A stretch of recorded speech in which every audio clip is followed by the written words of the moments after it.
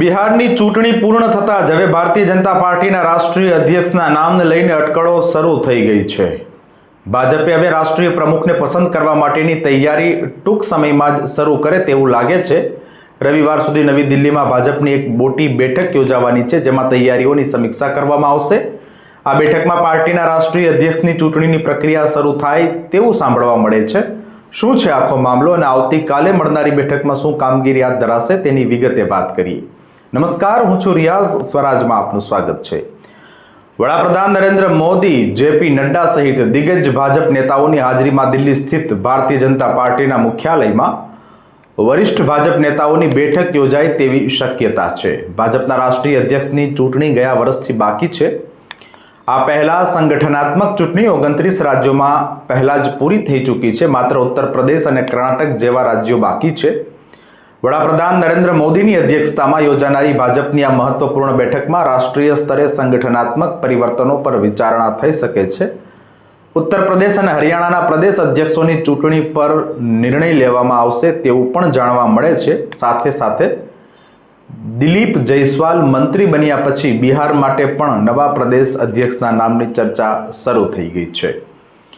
અત્રે ઉલ્લેખનીય છે કે વર્તમાન ભાજપ અધ્યક્ષ જગત પ્રકાશ નડ્ડાનો કાર્યકાળ જૂન 2023માં સમાપ્ત થઈ ગયો હતો, પરંતુ લોકસભા ચૂંટણી અને કેટલીક વિધાનસભા ચૂંટણી માટે તેમને વિસ્તરણ આપવામાં આવ્યું હતું। પાર્ટીમાં ચર્ચા છે કે નવા અધ્યક્ષની ચૂંટણી જાન્યુઆરી 2026 સુધીમાં પૂર્ણ થઈ શકે છે, ખાસ કરીને 14 જાન્યુઆરી પછી થાય તેવું લાગી રહ્યું છે।